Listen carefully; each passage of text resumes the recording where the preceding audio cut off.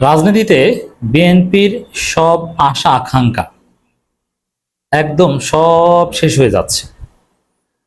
বিএনপির লোকজন তো ধরে নিয়েছে তারা ক্ষমতায়, তারা দেশ চালাচ্ছে, তারা নিজেদেরকে ক্ষমতাসীন মনে করে তারা চাঁদাবাজি করছে। কিন্তু আসলে পরিস্থিতি সম্পূর্ণ উল্টো। বিএনপির আশা আকাঙ্ক্ষা সব শেষ হয়ে যাচ্ছে। এত সহজ না যে বিএনপি ভেবেছিল যে নির্বাচন কমিশন তাদের দখলে, একটা নামকাওয়াস্ত কারচুপি নির্বাচন করে তারা ক্ষমতায় আসবে, আবার ভারতও তাদের চায়। Things is not so easy. পরিস্থিতি ঘুরে গেছে। বিএনপি পন্থী লোকজনকে প্রশাসনে, পুলিশে বিভিন্ন জায়গায় বসিয়ে চাঁদাবাজি করা সম্ভব, টেম্পো স্টান্ট চালানো সম্ভব, নির্বাচন করে ক্ষমতায় আসা সম্ভব নয়। বাংলাদেশের পরিস্থিতি সেদিকে যাচ্ছে। অন দি আদার হ্যান্ড, জামাত ইসলামীর গুরুত্ব এখন আকাশচুম্বী, নজিরবিহীন গুরুত্ব নিয়ে চালকের আসনে আছে জামাত ইসলামী। দর্শক, বিএনপিপন্থী 3 উপদেষ্টাকে পদত্যাগ করাতে বাধ্য হব, নাসিরউদ্দিন পাটোয়ারির হুঁশিয়ারি। এটা ব্যক্তি নাসিরউদ্দিন পাটোয়ারির কোনো কথা নয়, এটাই হচ্ছে এনসিপির কথা। এনসিপির লোকজন এই নাসিরউদ্দিন পাটোয়ারি, হুয়ার ইউ, আপনি কে? আপনি জুলাইতে কি করেছেন?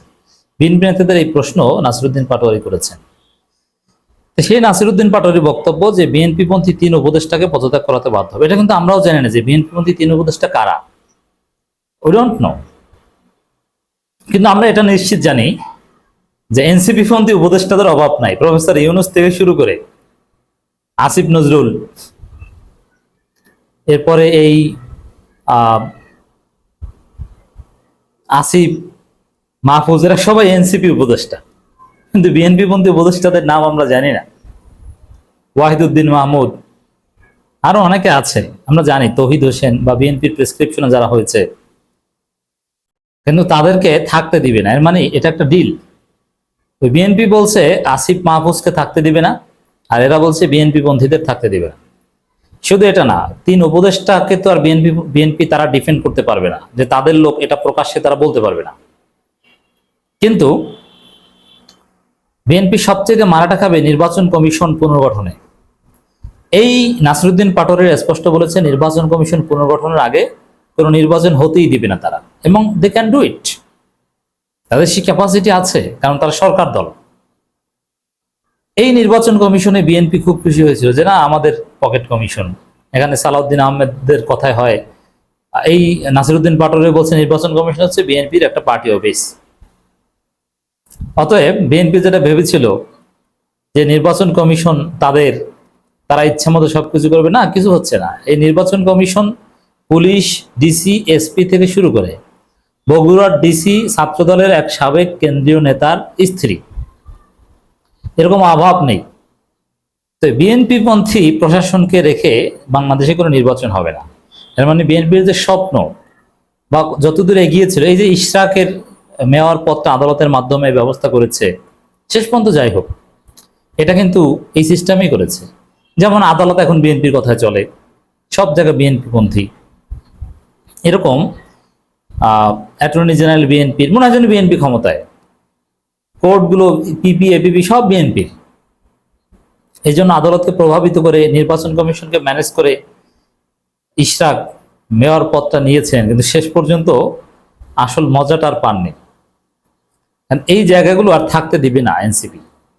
এই জায়গাগুলো এক্সিস্টিং থাকা অবস্থায় কোনো নির্বাচনই বাংলাদেশে হবে না। চমৎকার না? মজা না? বিএনপি মজা বুঝছে। এখন এই আন্দোলনে নেমেছে, অলরেডি মুখোমুখি অবস্থানে এনসিপি বিএনপি নেমেছে। কিন্তু এনসিপির ক্রাইসিস হচ্ছে এনসিপির লোক নেই। এজন্যে বিএনপি যেহেতু ভয় আছে, এটাকে বিশাল ষড়যন্ত্র হিসেবে দেখছে। আর এনসিপি লোকবলের অভাবে ভুগছে। এই জন্য বাফার পার্টি হয়েছে জামাত ইসলামী। জামাত ইসলামী চাইলে এনসিপি কে লোক দিয়ে বিএনপিকে একদম মেরে ফেলতে পারে এখানে। যেমন জামাত ইসলামী লোক দিয়ে, লোকবল দিয়ে আওয়ামী লীগ নিষিদ্ধের আন্দোলন সফল করে দিয়েছে। এখন এই নির্বাচন কমিশন পুনর্গঠন, স্থানীয় সরকার নির্বাচন আগে, আবার ছাত্র সংসদ নির্বাচনের দাবি নিয়েও কিন্তু বাচ্চারা মাঠে নেমেছে। এগুলো ক্ষেত্রে জামাত যদি লোক সাপ্লাই দেয়, ঘটনা ঘটে যাবে। আর এটা সবাই জানে যে জামাতের উপর নির্ভর করে যে আসলে কি হবে, এই নির্বাচন কমিশন থাকবে না পুনর্গঠন হবে, আগে স্থানীয় সরকার নির্বাচন, ছাত্র সংসদ নির্বাচন হবে কি হবে না, it depends on Jamaat Shibir. Jamaat Shibir লোক সাপ্লাই দিলেই হয়ে যাবে। আর জামাত শিবির যদি বিএনপির সাথে আন্ডারস্ট্যান্ডিং এ যায় যে না এদিকে দিবে না, তাহলে এই এনসিপি সরকার দল হলেও এক পর্যায়ে তারা চুপসে যাবে, তারা পারবে না, কারণ তাদের পক্ষে লোক নেই। সরকার যদি একটা মেকানিজম করতে চায় তাতেও তো একটা সমর্থন লাগবে। তা নাসিরউদ্দিন পাটোয়ারির এই বক্তব্যটা তাৎপর্যপূর্ণ যে বিএনপির আশঙ্কা আসলেই শেষ হয়ে যাচ্ছে। বিএনপিপন্থী 3 উপদেষ্টাকে পদত্যাগ করাতে বাধ্য হবে। জাতীয় নাগরিক পার্টির মুখ্য সংগঠক নাসিরউদ্দিন পাটোয়ারি আইন, অর্থ ও পরিকল্পনা উপদেষ্টাকে হুঁশিয়ারি করতে বাধ্য হবে বলে হুঁশিয়ারি করেছেন। মানে ওয়াহিদুদ্দিন মাহমুদ, সালাউদ্দিন আহমেদ, মানে এদেরকে চায় না। এরপরে আসিফ নজরুল আসলে এনসিপির উপদেষ্টা, কিন্তু বলছেন বিএনপির, যদিও এর কারণ আছে, কারণ আসিফ নজরুলের যে নিয়োগগুলো, এই নিয়োগগুলো বিএনপির লোকজন সব জায়গায় নিয়োগ দিয়েছেন। এখন এনসিপির তো লোক নাই, নিয়োগ কাকে দিবে? At the end of the day Asif Nazrul definitely এনসিপির লোক, আমি মনে করি। আইন উপদেষ্টা অধ্যাপক আসিফ নজরুল, অর্থ উপদেষ্টা সালেউদ্দিন আহমেদের সমালোচনা করে নাসিরউদ্দিন পাটোয়ারি বলেন, উপদেষ্টাদের মধ্যে যারা বিএনপির মুখপাত্র হিসেবে কাজ করছে তাদের পদত্যাগ করাতে বাধ্য হবে। বাংলাদেশের অর্থনীতি ঘুরিয়ে দিতে পরিকল্পনা উপদেষ্টা ডক্টর ওয়াহিদুদ্দিন মাহমুদ, অর্থ উপদেষ্টা সালেউদ্দিন আহমেদ কাজ করছেন। আইন মন্ত্রণালয় ঘুরিয়ে দিতে আইন উপদেষ্টা আসিফ নজরুল কাজ করছেন। এর মানে যারা পুরোপুরি বিএনপি নয়, বিএনপির প্রতি একটু সফট কর্নার রাখে, বিএনপিকে নিয়োগ দেয়, তাদেরকেও আর থাকতে দেবে না। তো পরিস্থিতি কতটা জটিল থেকে জটিলতার হচ্ছে বুঝতে পারছেন। পাটোয়ারি বলেন, আসিফ নজরুল সালেউদ্দিন আহমেদের পদত্যাগ চাইতে বাধ্য হব। জনগণ যেভাবে ছুড়ে ফেলেছে আপনাদের ছুড়ে ফেলা হবে। ইসি পুনর্গঠন ছাড়া এনসিপি কোনো ভোট করতে দেবে না। এটা সবচেয়ে তাৎপর্যপূর্ণ লাইন, যে ইসি পুনর্গঠন ছাড়া এনসিপি কোনো নির্বাচন হতেই দিবে না বাংলাদেশে। তাহলে কি মনে করেন ইসি পুনর্গঠন নিয়ে, ইসি পুনর্গঠন কেন্দ্রিক জটিলতায় 2, 2.5, 3 বছর যেতে পারে, যেরকম আমরা 111-এ দেখেছি। অতএব এরকম একটা ডিলের মধ্যে পড়ে গেলেই বিএনপি শেষ, এটা বিএনপির আশঙ্কা। এই জন্য বিএনপি এগুলোকে ষড়যন্ত্র বলছে। এই যে ভোট হতে দিবে না ইসি পুনর্গঠন যদি হয়, তাহলে একটা বিষয় যে তাহলে বিএনপি কারচুপির রাস্তা শেষ, বিএনপি এমনিতেই ক্ষমতা আসতে পারবে না। আর ইসি পুনর্গঠন প্রক্রিয়ার দিকে গেলেই সেখানে 2, 2.5 বছর। তা সামনে বিএনপির সামনে অন্ধকার আর অন্ধকার, হতাশা। বিএনপির সামনে কোনো আশার আলো নেই,